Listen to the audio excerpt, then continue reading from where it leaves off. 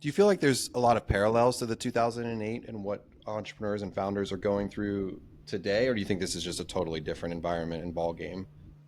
I think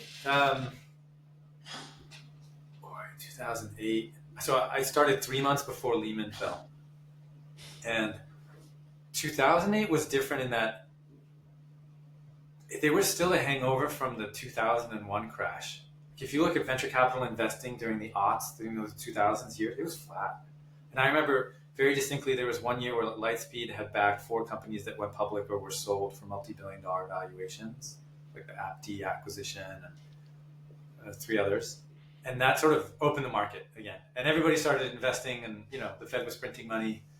I don't think we've had that. It's different. We've had this huge run up, and now we have a little bit of a hangover from it. So I think it's different in that sense. But in terms of down rounds, recaps, hard times, lots of layoffs, that there's a parallel, and also a drive to profitability. I remember one of the first companies I've invested in, their monthly burn was like 100K, and seeing a company burn 200 to 250K was a lot of money to burn in a particular month. And you think about like 2021, I mean, I was looking at companies, and companies were raising capital burning two and a half a month, right? 10x.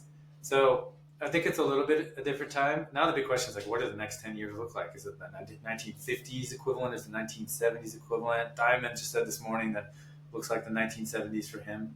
And so nobody really knows.